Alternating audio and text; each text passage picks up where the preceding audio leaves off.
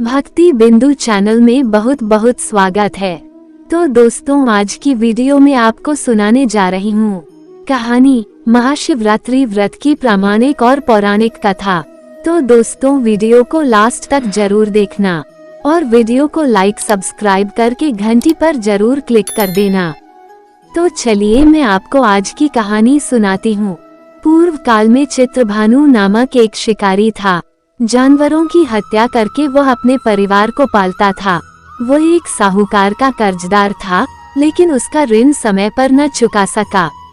क्रोधित साहूकार ने शिकारी को शिव मठ में बंदी बना लिया। संयोग से उस दिन शिवरात्रि थी। शिकारी ध्यानमग्न होकर शिव संबंधी धार्मिक बातें सुनता रहा। चतुर्दशी को उसने शिवरात्रि व्रत की कथा भी सुनी। शाम होते ही साहूकार ने उसे अपने पास बुलाया और ऋण चुकाने के विषय में बात की। शिकारी अगले दिन सारा ऋण लौटा देने का वचन देकर बंधन से छूट गया। अपनी दिनचर्या की भांति वह जंगल में शिकार के लिए निकला, लेकिन दिन भर बंदी गृह में रहने के कारण भूख प्यास से व्याकुल था। शिकार खोजता हुआ वह बहुत दूर निकल गया। जब अंधकार हो गया तो उसने विचार किया कि रात जंगल में ही बितानी पड़ेगी। वो एक तालाब के किनारे एक बेल के पेड़ पर चढ़कर रात बीतने का इंतजार करने लगा। बेल वृक्ष के नीचे शिवलिंग था, जो बेलपत्रों से ढका हुआ था।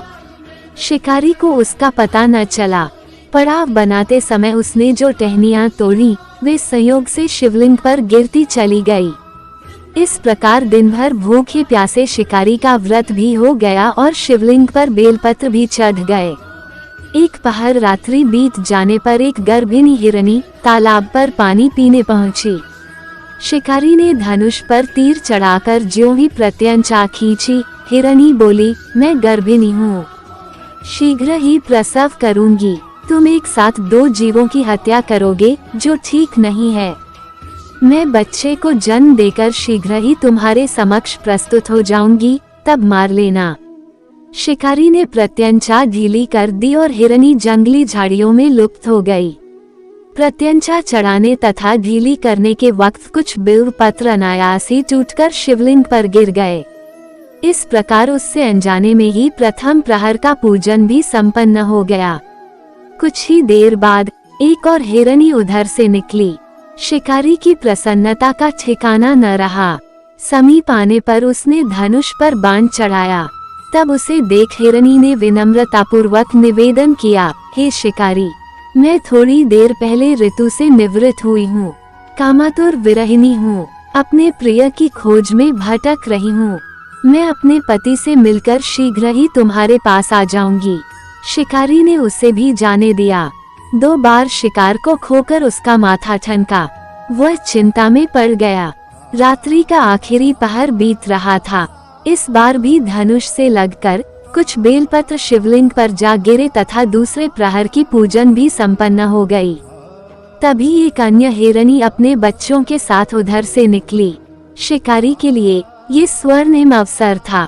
उसने धनुष पर तीर चढ़ाने में देर नहीं लगाई।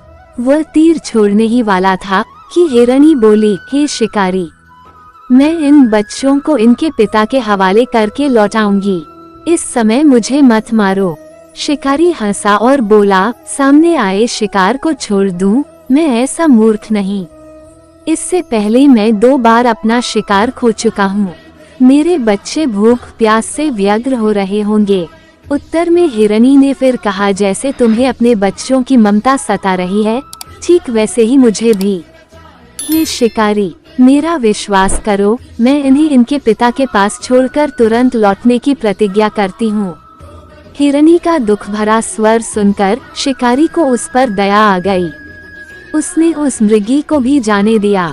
शिकार के अभाव में तथा भूख प्यास से व्याकुल शिकारी अनजाने में ही बेल वृक्ष पर बैठा बेलपत्र तोड़ तोड़कर नीचे फेंकता जा रहा था। पाँव फटने को हुई तो एक हष्ट-पुष्ट मृग उसी रास्ते पर आया। शिकारी ने सोच लिया कि इसका शिकार वह अवश्य करेगा।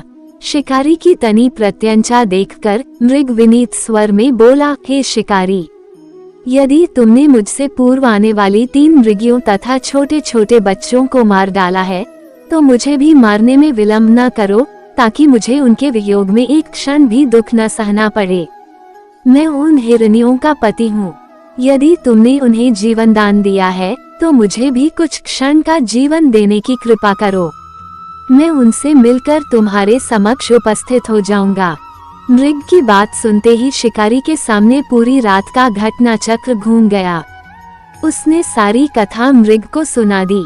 तब मृग ने कहा, मेरी तीनों पत्नियां जिस प्रकार प्रतिज्ञाबद्ध होकर गई हैं, मेरी मृत्यु से अपने धर्म का पालन नहीं कर पाएंगी। अतः जैसे तुमने उन्हें विश्वास पात्र मानकर छोड़ा है, वैसे ही मुझे भी जाने दो। मैं उन सबके साथ तुम्हारे सामने शीघ्र ही उपस्थित होता हूँ। शिकारी ने उसे भी जाने दिया। इस प्रकार प्रातः हो आए। उपवास, रात्रि जागरण तथा शिवलिंग पर बेलपत्र चढ़ने से अनजाने में ही पर शिवरात्रि की पूजा पूर्ण हो गई। पर अनजाने में ही की हुई पूजन का परिणाम उसे तत्काल मिला। शिकारी का हिंसक हृदय निर्मल हो गया। उसमें भगवद शक्ति का वास हो गया। थोड़ी ही देर बाद वो मृग सपरिवार शिकारी के समक्ष उपस्थित हो गया, ताकि वो उनका शिकार कर सके। किंतु जंगली पशुओं की ऐसी सत्यता, सात्विकता एवं सामूहिक प्रेम भावना देखकर शिकारी को बड़ी ग्लानि हुई।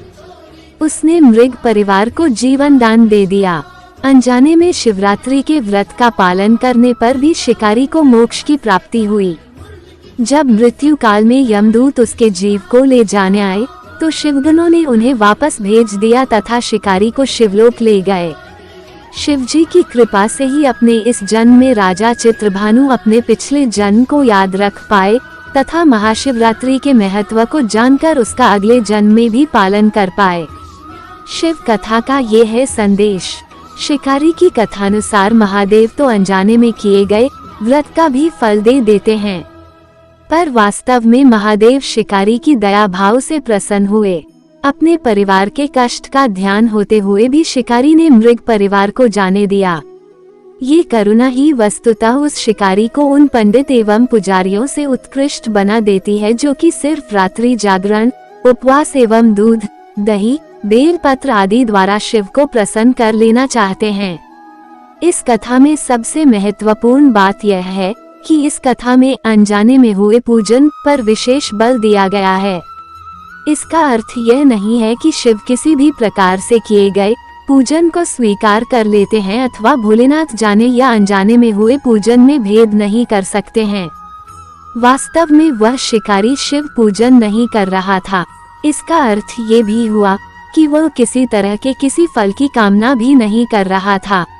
उसने मृग परिवार को समय एवं जीवन दान दिया, जो कि शिव पूजन के समान है। शिव का अर्थ ही कल्याण होता है। उन निरीह प्राणियों का कल्याण करने के कारण ही वह शिव तत्व को जान पाया तथा उसका शिव से साक्षात्कार हुआ। परोपकार करने के लिए महाशिवरात्रि का दिवस होना भी आवश्यक नहीं है। पुराण में 4 प्रकार के शिवरात्रि पूजन का वर्णन है। मासिक शिवरात्रि, प्रथम आदि शिवरात्रि तथा महाशिवरात्रि। पुराण वर्णित अंतिम शिवरात्रि है नित्य शिवरात्रि।